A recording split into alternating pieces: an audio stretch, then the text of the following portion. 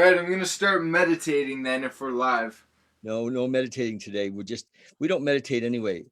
Oh, well, Meditate I was just gonna meditate while I'm on your show. meditations for wussies. Come on, we're gonna sit. My grandparents call it praying. I don't know what.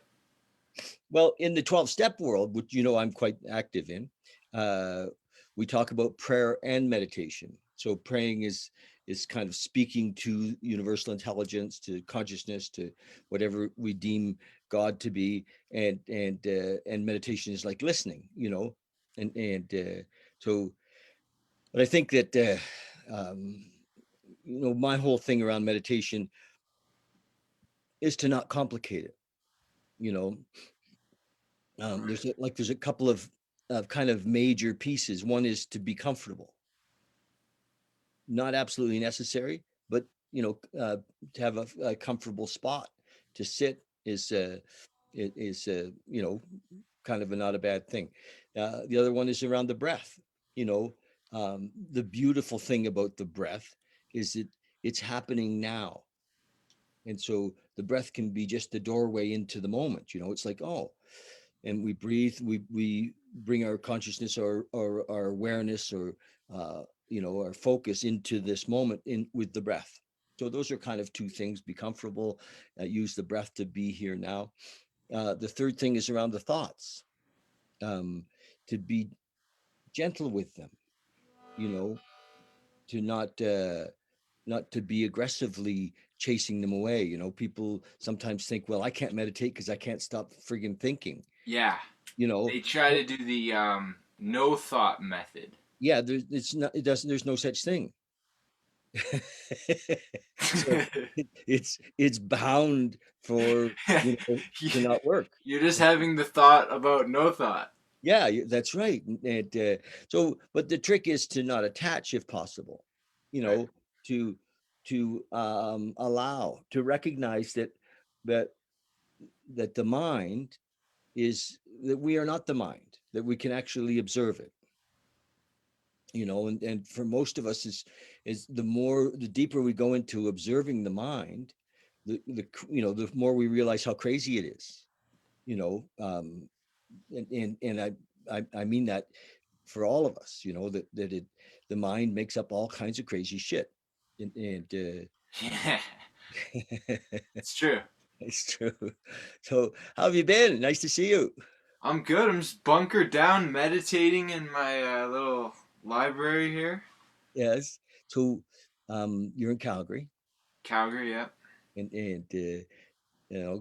I just want everybody to know that Cody has traveled. You know, I'm a worldly, yeah. I traveled and then returned home to yes. the oil-rich environment of Alberta. Doesn't we're having a little problem in that area recently, but yes. Although I have a Like buddy what? in I have a buddy in the oil industry who's been, there forever and ever and ever. And he's done, really, really well. He's made millions and lost millions and made millions and he he says that this year that we could see $100 oil this year. All right.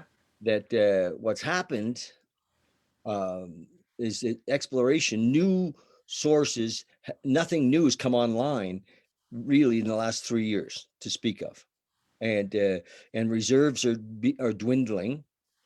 Because we're using them, and there's not a lot of new stuff coming on. All the shale stuff in the States is done. There's going to be no more fracking. There's going to be, you know, so those guys are going to be certainly dependent on foreign oil, and we're going to see oil go to $100, which for Alberta is not a bad deal. Well, it was at 147 once, Yeah. Well, yeah, if we're back in the 140s, would be, of and you course, know this. the thing about expensive oil is it actually drives the world to look for alternative methods for energy. It's a Fair, positive thing for the environment. right? And You know this thing in meditation where you have like a small table yes, and you'd put photos and little trinkets and like things on it. Yeah, it's like an And, altar. yeah, like an altar. And then sometimes if you're concerned or if someone is concerning you, you put a photo of them, like in politics or. You could, yeah. Have you ever used this method of directing your thoughts with the table with like a small. Well, of course, I have an altar, and the truth is that, you know, my last couple of years in the Bali business, when I was importing from Indonesia, I brought meditation stools and altars, and I still have a ton of those altars left. But it's interesting you bring that up. But I Well, how haven't. does it work? How do you use it? Oh well, there isn't anything that happens with the table other than whatever's there, kind of, symbolic of, like sometimes on an altar you might have sage in a you might have a salt lamp, or you might have a Buddha statue, or you might have some uh, things that you feel are kind of significant. I have a little altar by my bed here. One of the things I have a little eagle on it, because I see eagles as an image of freedom, if you will, but I teach people often how to deal with, if say there's somebody in your life that you're pissed off with, and Exactly. and it's like, oh shit, and you're not only pissed off with that guy, but they're taking up headspace. Or a girl. Oh, could be, yes, yeah. They're taking up headspace, right? They're like, it becomes all, it can always be obsessive. You know this one? They're living rent free in your head. Yeah, yeah, yeah, yeah. Mm, exactly. And so, um, my method, if you will, of working through what's called we call a resentment, is to pray for them. Right. Exactly. Or Yeah, meditate for them. pray for them, meditate for them. For me, prayer and meditation are kind of different, but they're, you know, Tell me. I didn't realize. Like I get it, but I've never heard. I've heard a few of your shows, and I don't think I've heard you. talk about prayer and meditation. Well, Like, how are they different well, in words? I'll tell you, there's not much verbiage, not much wordage in meditation. For me, with meditation, there's just to sit, be still, just be still. In the Christian faith, there was a term somewhere, I don't know, it said, "Be still and know that I'm God." So just be still and connect with the oneness, connect with the now, Right. be here. And that's meditation in its simplest form. It's just, there's nothing to do. As a matter of fact, if we're doing something, then in my kind of description of meditation, then we're not meditating, we're doing something. So that to do nothing, but not only to do nothing, but to not to be nothing, to not, to, if it's possible, to just let go of our whole story, of where we're from, or what, who we work for, or who we're dating or not dating, what, whether we're a son, a dad, or all of those things, just to let it go, all of our identities, to leave them at the door, all of our isms, all of our concepts, all of our um, ideas of life, to let them go, become nobody. And in meditation, so we're just there. And for me, sometimes I'm there watching, if something's happening, watching my thoughts. I become aware that I'm not my thoughts, become aware that I'm not my body, and I can drift into, you know, and there isn't even an I, in a way, you know, and that's, you know, kind of, true peace. When there's no I, there's no me with, a kid born in New Brunswick. There's nothing. There's no story. There's no, yeah, don't, no possessions, and no before and no after, no that, no, next, nothing coming. But prayer is different. Prayer for me It's very simple as well. I mean, I call me, I like simple. I uh, and we can talk for a minute if you want about concepts of God too, but let's just uh, but in prayer, I'm generally my prayer is asking for the what's God's will for me, I have a couple of prayers, um, and I say often, "Thy will be done, Thy will be done, Thy will be done," and really what that's doing is helping me get out of the road, you know, because um, when uh, when I'm running the show, I'm running it from ego. I'm running it from you know, usually trying to get my way. And I I've lived long enough, thank God, to recognize that that doesn't work for me. You know, and I studied enough to some of my teachers, like Dr. David Hawkins. I don't know if you've ever heard of Hawkins and Letting Go, and a number of his books. And Yeah. Hawkins, finally the light came on, and when Hawkins said, as we let go of all of these things, including running the show, we move into what he calls our natural self.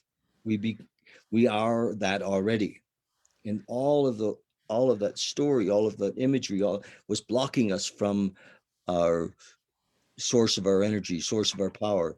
Like Eckhart Tolle says, the power of now, and so there's nothing to create. That ego says, "Oh, you can't get there because you don't, you're not smart enough." Well, there's no need for smart. Uh, we're already that.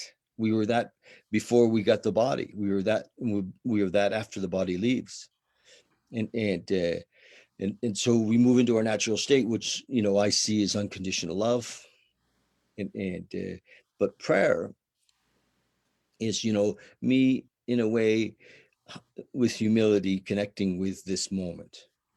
Prayer brings me into this moment. When, say, fear comes, I don't know if you've ever had fear, but when fear comes, and I say, I speak to the moment. I call the moment sometimes God, you know, and I'll say, God, please remove my fear and show me what you have me to be. And that brings me into like prayer is like a vehicle into the moment. Does that make sense? Yeah. Prayer is like a vehicle into the moment. To You see, because many of us have a religious upbringing, we were taught that universal intelligence, higher power, was separate from us, and that we were speaking to something out there, Exactly. Yeah. and um, and that we were, like there was some separate power that we had to, you know, kind of depend on whether he liked us or not, right? Yeah. And so I think as we mature, we recognize that we're already that. If there is a God, then he's not, you know, he's infinite. He's not uh, um, contracted, small, somewhere over there on a mountaintop. He's the Alpha, the Omega, the beginning and the end. He's all things. So for me to exclude myself from that is a bit arrogant, to say, yeah, well, God is everywhere, but not here. And I have to try to beseech this oneness that I'm not part of. And that's what separates me, if there is a separation, is the thought that I'm separate. Yeah. So when you're doing that, are you thinking about the table and what's No, on it when you no, have your eyes no, closed? Or no, no, no, no. The table's irrelevant. No, there's no table. I hear what you're saying. I'm curious about the table because if I was to put something on the table which was kind of You're pulling ca- my leg. causing resentment, no, or resistance, I should say, and I put a photo of that person which is essentially causing me the pain. So you Or just want to love that person. then I send love at the photo, kind of. Good, yeah, that's fine. You know, if you wanted to do that, you know, that would be fine. I mean, you in your natural state are love. You are that, and so you have that. You know, accessing that, or being one with that, and including whoever, you know, whoever our mind has perceived, because in the dualistic world of right and wrong, good and bad, we're judging all the time. Exactly. That bitch really fucked me around. you know Right. and and uh, Exactly. Yeah, yeah. and it's just bullshit, and it's Right. the path to misery. It Yeah. really is, and not only for you, but it's not all that healthy for her either, because we're all connected energetically, and Right. if you're sending her angry thoughts on a regular basis, well, it brings your vibration way down. Right. Not fun to be around when you're full of anger, and Exactly. so just recognize that she is actually not separate from you. Yeah. So, but if, using, uh, sending prayers, or sending love towards somebody that you felt a anger or resentment towards, I think it's a great tool, at one level. Yeah, I want to start using like a small altar and have some things to, burn or Come and candles. see me. I'll give you one. Okay. Seriously, I've got, 100 or 150 of them here. Well, I'm gonna come. I'm gonna do the Monday meditation thing. Oh, nice. Nice. Last night was really nice, and last week we kind of reconvened last week because a friend of ours had committed suicide, and one of Right. the Actually, I watched the show, and you mentioned that you wanted to shed some light on that so that it's more less stigmatized. yes, yeah, and I talked, at the meditation evening, which was last Monday, not last night, but the Monday before, you know, but it became so obvious to me, and I don't know. I spoke about it. I don't know if I want to make it a cause. I'm not sure what to do with that. In society, there's a lot of stigma around a lot of things, and you know, I remember, around addiction and alcoholism, there was at one time a lot of stigma. Around most mental illness, there's societal stigma. And we Yeah. don't talk about it, and certainly around suicide, it's like, you know, the stigma actually uh, creates a barrier for people who are caught in the mental state. It creates a barrier for them to reach out. So our fear of even the subject makes it difficult for somebody who's uh, in it to pick up the phone and say, hey, I'm having really serious suicidal thoughts, you know because we all have judgment even on ourselves when we're having them, and so there's, and how it shows itself even in society after, families. I spoke about one family, a young man committed suicide, and the family just, like, they denied it.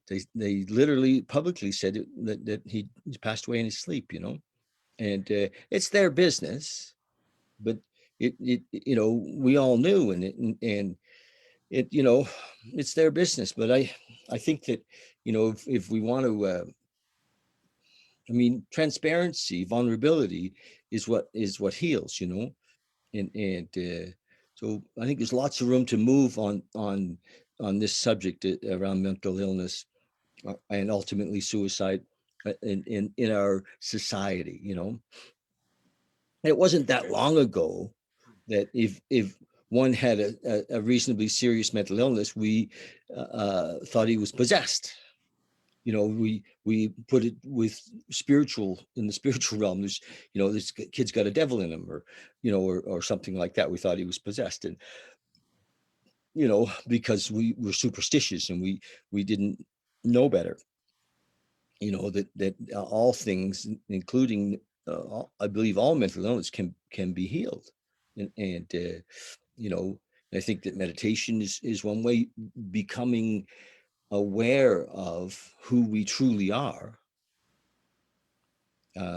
is the road to that healing. I think, in my experience. Yeah, it's a pretty intense situation in terms of um, like poverty gets involved with, I find, with all Lot. this. Yep.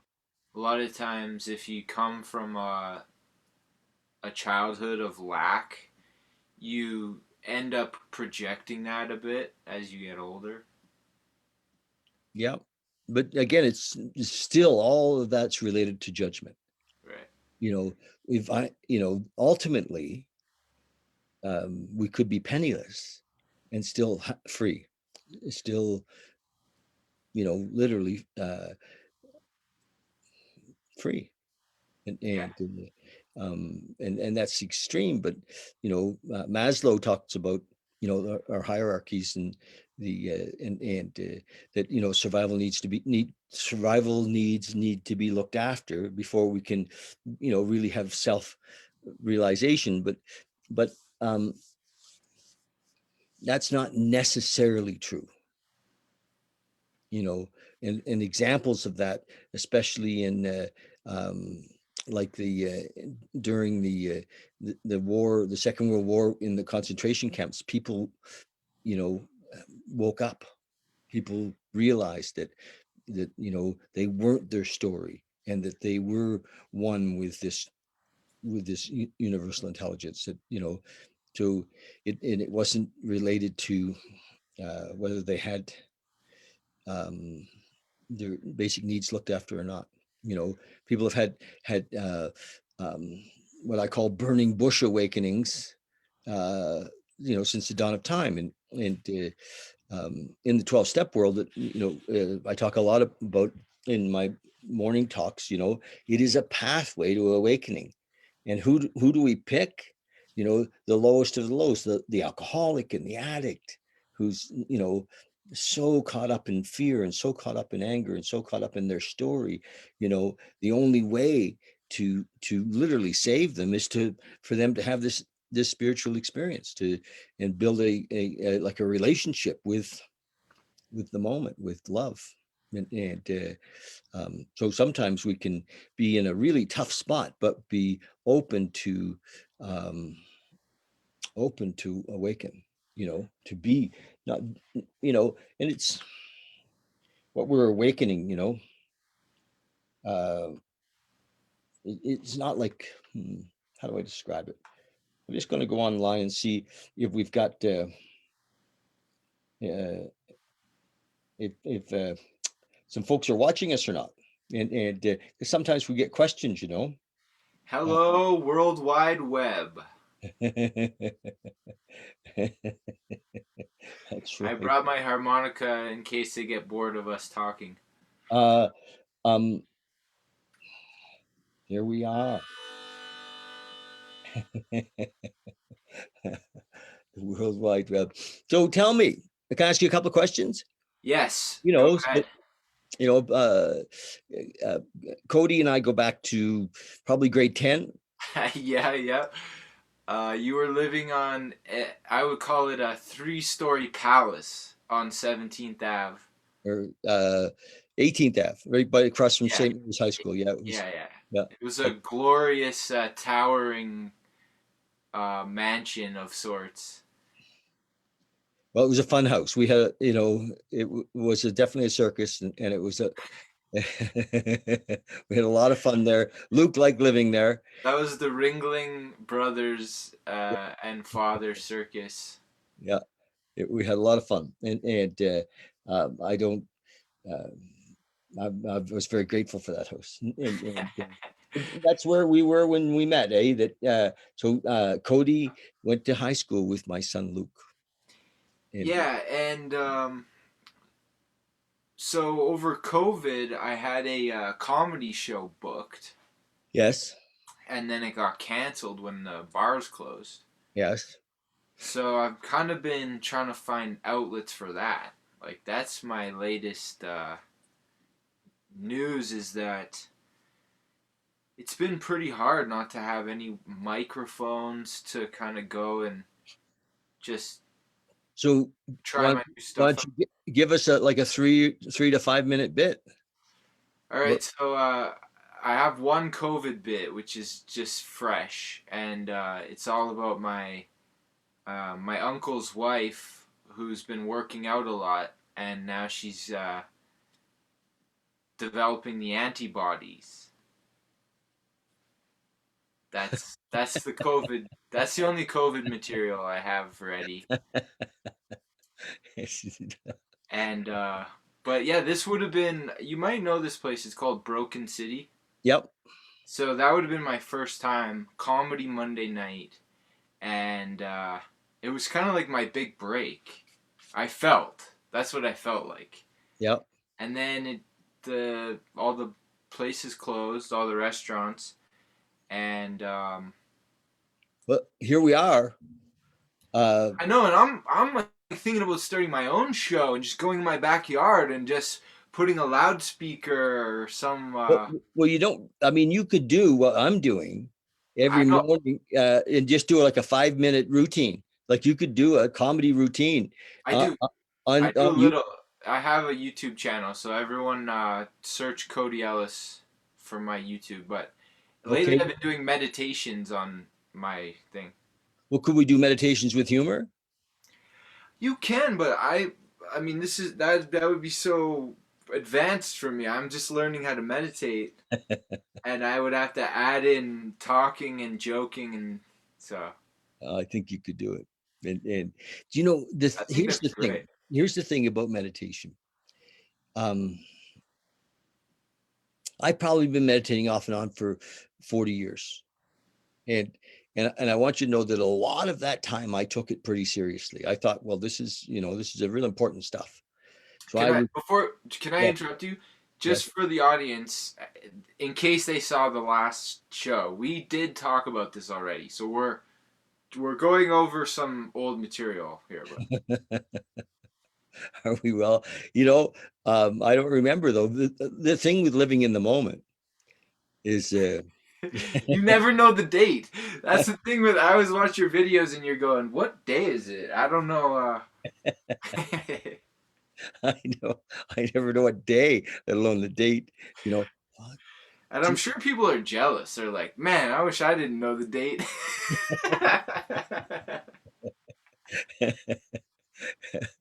So let me go back to meditation for a second.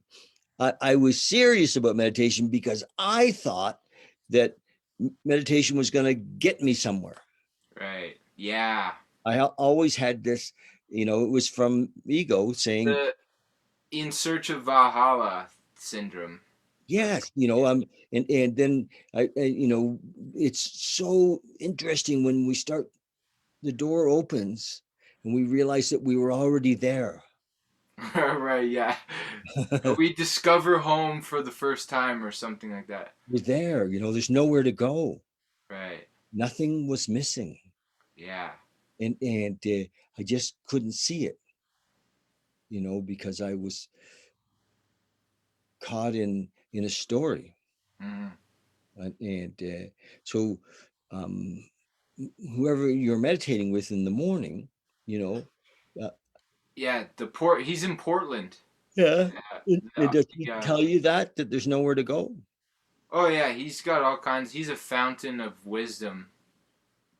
And he something cool about that one is you can ask him questions. Yes. So there's about 10 minutes.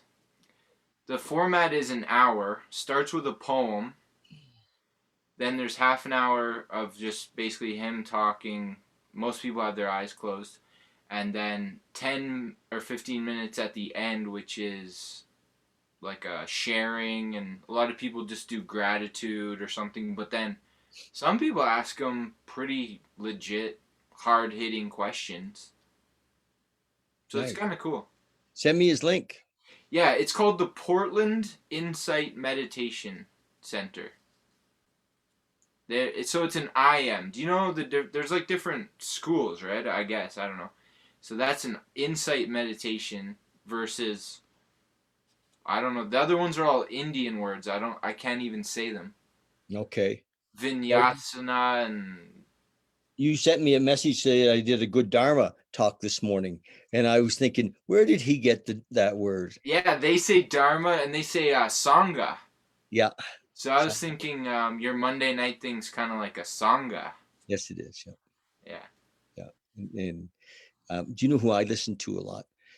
Who I really love is Muji. Okay, yeah. You told me this last time, but I was gonna ask you more about Muji. Yeah. What's so great about Muji? Because you do bring him up quite a bit. Well, here's the deal. I'm ready. I got a deck of cards right here somewhere. Here's the deal. Uh, uh, hang on. My phone's ringing again. I just got to shut it off. There we go. It's the Sangha. Yes. So some of this comes from uh, Hawkins. Hawkins built a scale, right? Right. And in Hawkins' scale, just going to message this guy and tell him I'm busy. Uh, um, and Right. I'm too busy for you. call you back. Um, so Hawkins developed a scale, and he used kinesiology to measure vibration, and there's a whole thing about it, and I'm not going to go in depth to it. But at the top of the scale is like Christ consciousness, Yes. Exactly. which he put in at about 1,000. He kind of built this scale, and what the scale does is it gives us a bit of a language to as long as we don't get caught up in where we're at. Who Right. knows where we're at, but I mean, we all have Christ consciousness. It just um, uh, whether we're get out of the road enough for to to you know to manifest, to be there. But Yeah. um, and then at the bottom of the scale, he's down in the very bottom at apathy, and grief and guilt and shame and fear and anger and desire, and all of those things are in the lower realms, and these are things that I know well. And so I believe that when I hang out with people who are high vibration, that it's that it I feel it. I take it on. It exposes me. Hmm. And so, like you with your teacher in Portland, let's say that your teacher's vibrating at unconditional love, that he is, you know just love. and Right. and, uh, and that's for you to hang out with that guy is amazing. you Yeah. know we My mother used to say, fly with the crows and you're going to get shot. And there's That sounds many like a threat, Mom. yeah, there's many stories of we're kind of the company we keep is we feel it. And so so with Muji, in my opinion, my experience with Muji, and I've watched him a lot this year, like a lot. And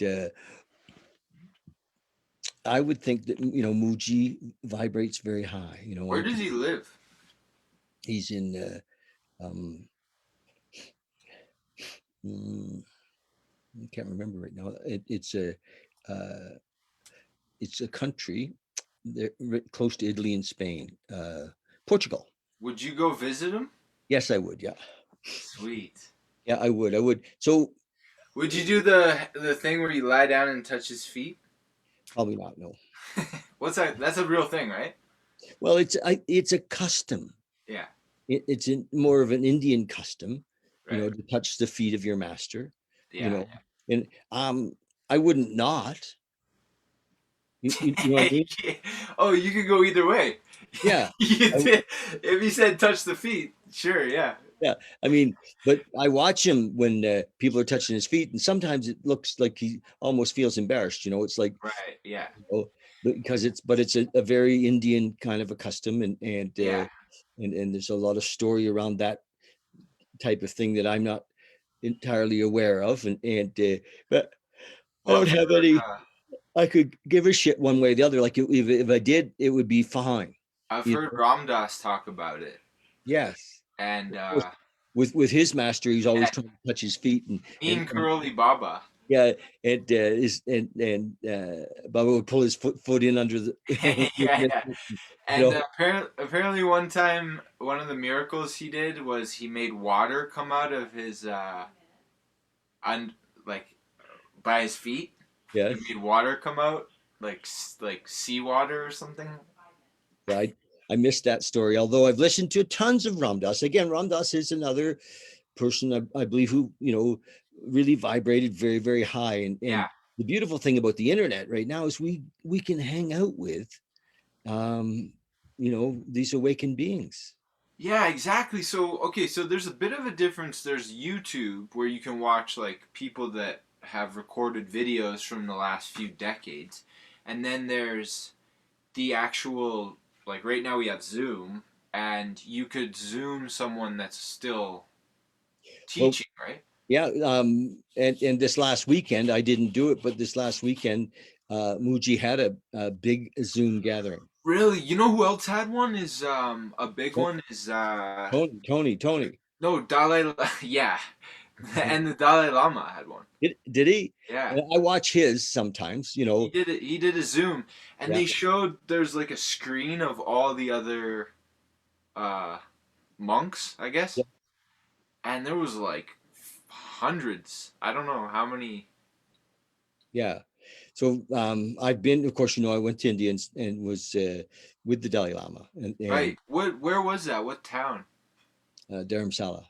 Uh, Okay, um, that's cool. That'd be up really actually neat. above Dharamsala, there's a town called McLeod Ganj, and and that's where their the Dalai Lama's temple and home is, and Oh, okay. Like he, that's where he lives. yeah, And and then there's yeah, I went there though. I had no idea. I have to tell you that so many wonderful things happened in my life unbeknownst to me. Like I didn't go to right, that community to hang out with the Dalai Lama. There right, was a girl involved. right.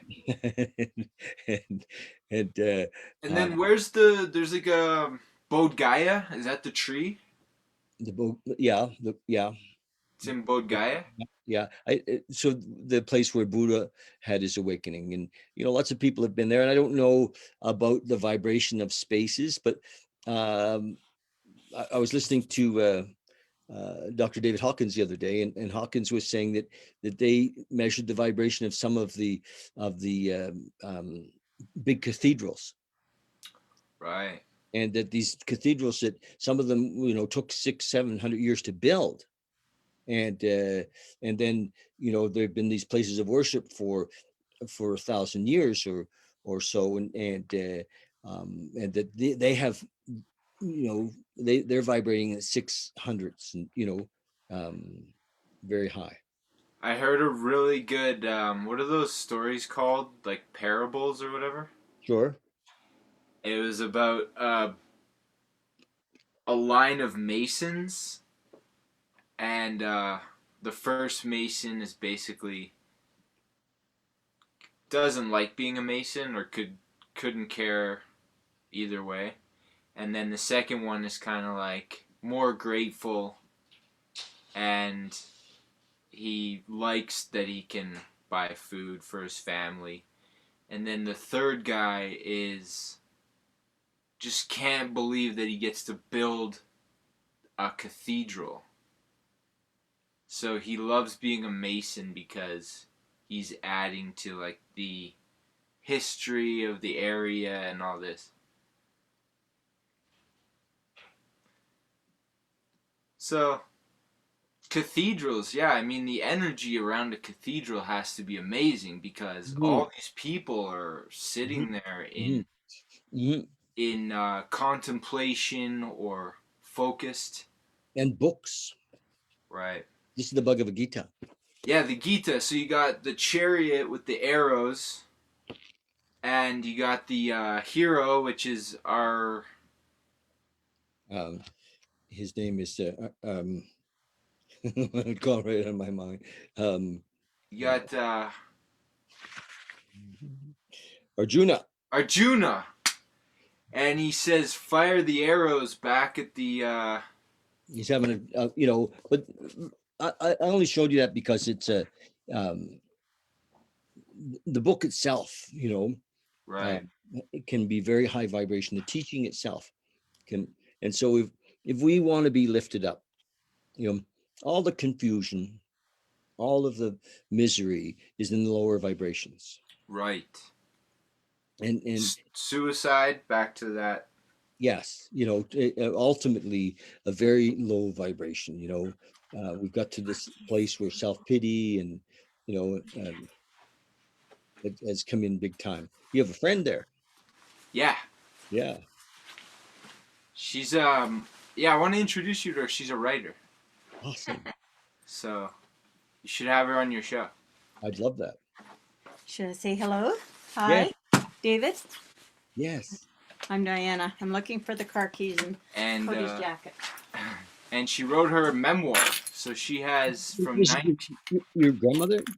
1940. I don't think that's gonna work. I lived. I wouldn't do that. Okay, I lived in nine. I was born in 1940. Yeah, so she has been writing her memoir about basically life in Alberta for the last 80 years. It's really good. Diana, we should do a little interview. Fantastic interview. I'd like that. I think she's in. Okay. She's not So, camera shy, that's for sure. well, can you help us organize that when? Yeah, Um, for okay, sure. that would be great. That you know, that would be super. We're almost the same vintage. Right. And some of the stories are, pretty deep. Hmm.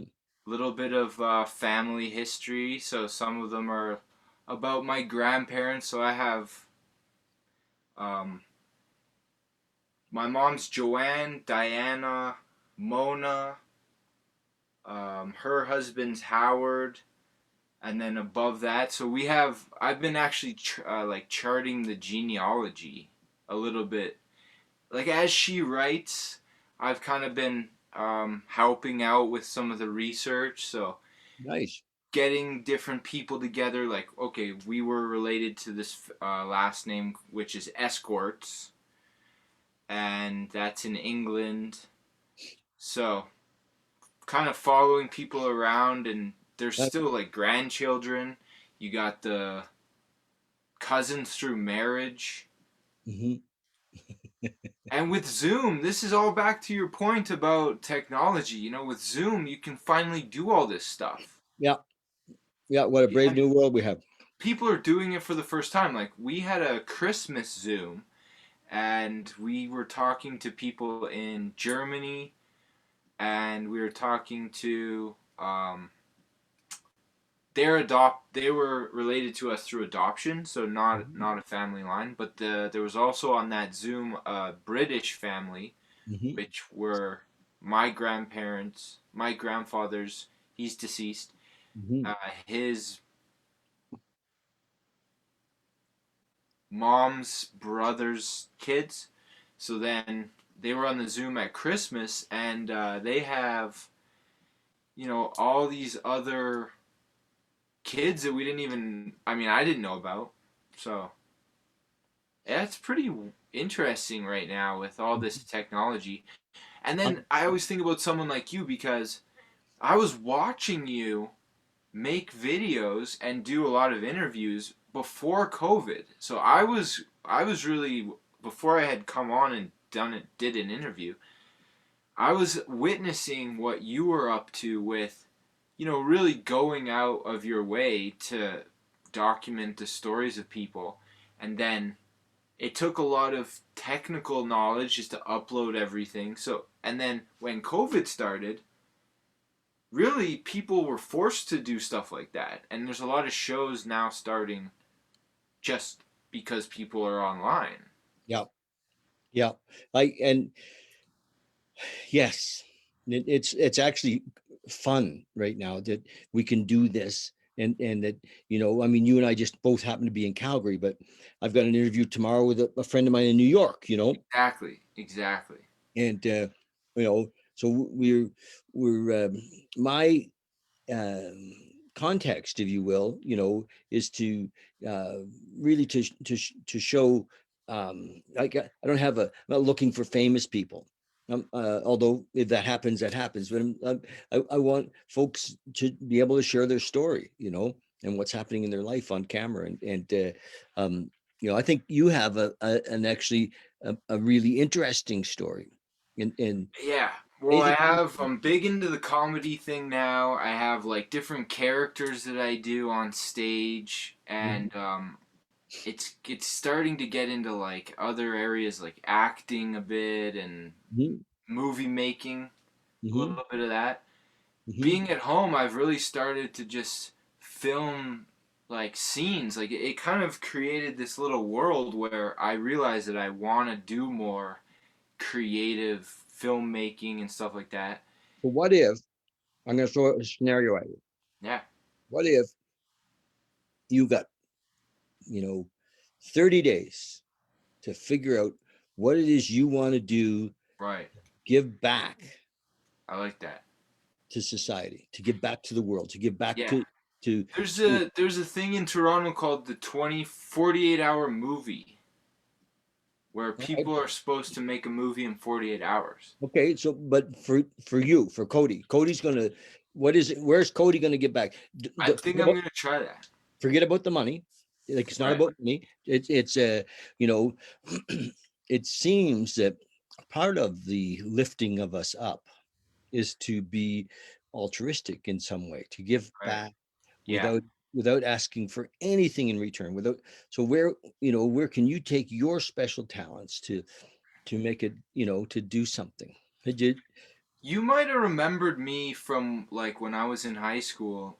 I've always been either writing or like I used to memorize scripts and Uh-huh. stuff like that, and speeches. Hmm. I think that's the direction I want to keep going, where How about publishing, writing, how or about reading poetry? yeah, I might. I did a little bit of poetry reading recently. Do you have a piece for us today? Yeah, I do. Do you want one? Yeah. Okay. Okay. This is not gonna be like a sappy poem. Okay. Well, whatever it is be perfect. Did you write this? Some of it. Okay. I don't know if I can find it now.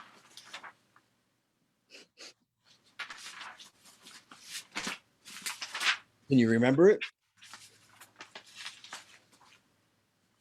I can't remember it. I'll bring it next time. Next show, I'll have a poem for sure. All right. I'd love that. And I'd also love to do this again. Yeah, well, I'm gonna come to your Monday thing. That sounds awesome. Hmm. And maybe eventually you'll have a part of that, which is people that do like to do, So the thing that happens on Monday, um, it the format that we've been doing is, we kind of do it in about an hour, and everybody gets a chance to check in. So everybody, says has 3 to 5 minutes of how they doing, nice. and That's good. might be shorter than that, depending on how comfortable they are with that. Hmm. And so we just, you know, last night, um, there was 8 of us, and I was the only guy, and but these are all ladies who've been coming all along, and they're it was really beautiful. It's really beautiful, and so they, all shared. It's 18 hours. That was my computer. Sorry. What did it say? The time. Oh, It said what time it is.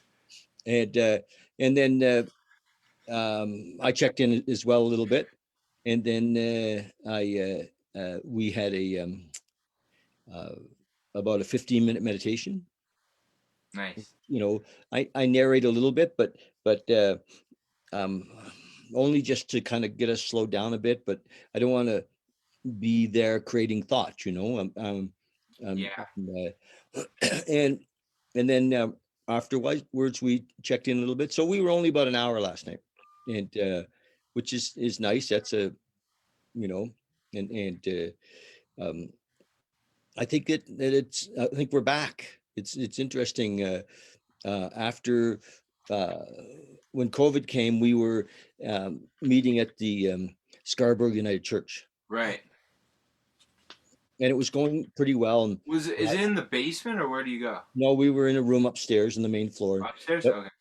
but so we had a camera, and I was kind of sitting in a chair, Do you and know when they're gonna no, open stuff like that?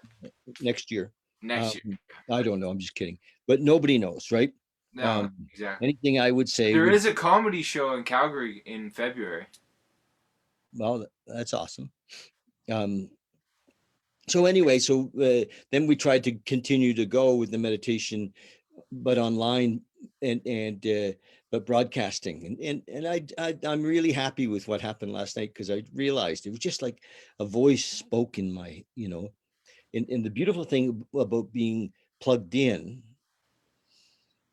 having consciousness enough to listen to what's going on, and is that the voice just said, like, it was like, oh, don't broadcast, tell them, because we have a group that we're all part of a group, and the voice said, just let them know you're not going to broadcast, and the turnout was so much different. So yeah, I think we're just going to do it that way, and Zoom records it, but we're not broadcasting it, and so that's it. I'm happy with that, and I'd love to have you come on Mondays at 7 p.m. Yeah, that sounds awesome. And there's definitely gonna be people that adapt faster to the public, you know, technology. Well, look at Tony Robbins this weekend. It It was just big. went by. He had a huge event On on, Zoom? on Zoom. Yeah, Really? and it was kind of, I think it was Zoom and Facebook, and and married the technologies, and Yeah. and people paid to be there. Sure. And Tony has, we've all had to pivot, and Tony, though, I went to see Tony in Florida a couple of years ago, did his business mastery. Did the giant within you awaken? Oh, can't you see? I did his business mastery. I loved him. I got that Tony was there. What people love about Tony is he's present. Yeah. He's really there. He's really in his talk and his, He's high energy. yeah, but he's there. He's, and people get caught up in it, although he's a lot of what he's helping people do is discover who they are, Mm. beyond the story that they have of who they are. So and he also teaches some techniques as well, As a comedian, I'm really interested in his love life, but that's kind of a weird thing that I need to just, he married a Canadian girl. the newer one. Yeah, yeah. But he She's had a pretty big divorce, right? Or I'll bet I don't know much about that, but okay, but his me neither. his Canadian gal, her name is Jade, and from Vancouver, and they seem really quite nice together. They're quite public. You know, Right. Vancouver girl. And they met at a. They met at like one of those motive. They went like they were both personal development people, right? Isn't that the Well, story? I really don't know that about. Uh, Actually, I think that's his first wife. There's a oh, story about his first wife in his book. what book? I want to say "Awaken the Giant." Oh, I think. I read one of Tony's books. He's one of those values guys. His whole book is about values. Well, hmm do you know Ken Wilber? Ken's quite an author, and he's written. I was just listening to a talk that he gave the other day, um, and where he's integrating all of the teachings, whether it's cognitive therapy, all the way to you know, um, you know, living as a Buddhist monk, and he said, there's truth in all of them, and how do we integrate them all? Not his thing was that a lot of teachings that whoever, you know, let's say my teaching is really simple: be here now, you know, and if um, the, my personal belief is that doesn't exclude anything, be here now. Uh, um, be here now doesn't say, well, this is the only way. you know, and I think there are many paths up the mountain, but ultimately they converge to the one path. That's Wilbur? Ken Wilber, anyway, yes, he's uh, quite an intellectual, really, and but a real seeker. He wrote his first book in his early 20s, and he's written like 30 books. Um, he's really look at that. I just got a text. We're Yeah, live. I'm gonna check that out, Wilbur. Ken Wilber. And basically he's saying the same thing as Toll, roughly. Well, no, but his teaching, like what he's done is he's been a student of many different philosophies Right. in many different ways, and because there's, like they say, many roads to Rome, and many paths to awakening, and and he goes deep into that. I don't know why I brought it up, but if you Google him, though, you'll see that he's quite a, and if you like to look at different philosophies, and I've been really blessed that I spent the last 40 years really doing that. I've have gone deep into lots of teachings. I mean, I spent 2.5 years in the sweat lodge, doing almost every week with native spirituality, and I mean, most of my interest has been in spiritual, in the in the spiritual realm. um but it wasn't until this last couple of years that I realized that my idea that my investigation in the spiritual realm was going to get me somewhere had really kept me from being where I was. Was there a good teacher in Bali when you were there that you Mm, not like? not that, when I was there, I'm just kidding. Um, You were the best teacher on the island? for me, Well, yeah. but no, I don't think that. I think lots of great teachers have spent time there, have come there and done workshops. Right. You They travel in and out. What's kind of the main or oldest temple? mm, oh, the Uluwatu, Uluwatu's right down on the water. It's quite beautiful on the cliffs. So if you walk in that place and you find like the main altar, is there like a tiny little man that's shriveling away No, and you can ask him any question like why are we here? no, but they're in Bali. There's um, there's a culture, and they're Hindu, and it's a beautiful culture. They're beautiful people, and they have their priests, yes, and there's some great teaching there, and I suspect, that, some great awakened beings, but they're not part of the tourist scene, you know. Exactly. You got to know which temple to go in. No, no, I don't think so, but but Bali's beautiful. You know, um, I have my heart goes out to Bali right now because the um, things have been slow there. Right. The Yeah. tour the tourist industry is a big part of their economy, Yeah. and it's been very, very slow. Yeah, Yeah. and that's pretty much a waiting game with the vaccine as well, I guess. Yeah, and I think it may be a while. I think this year's, screwed. Um, for I don't think the economy is going to come back there, Right. for a while.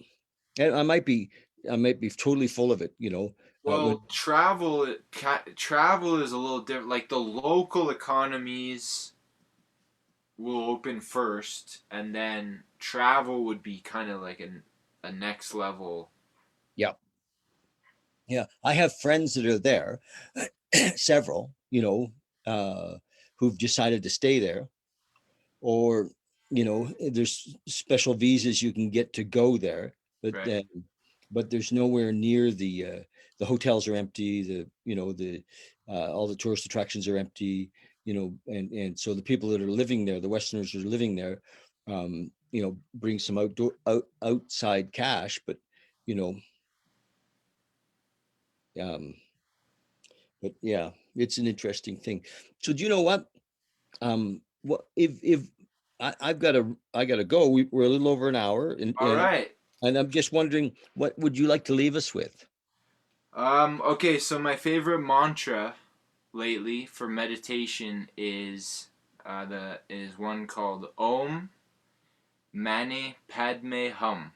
Yeah, Mani Padme Hum. Yeah, it's So that is like a kind of an entity which I give your audience. Mani Padme Hum. Try that one out. See how it feels. Mani Padme Hum. It's Tibetan Buddhism, and it's beautiful. All Uh, right. do you know what? You have a Namaste, David. okay. Live long and prosper. Love you. Set this interview up with your grandmother. I'd love to speak to her. All right, perfect. I will. All right. Thank you so much, Cody. Yeah.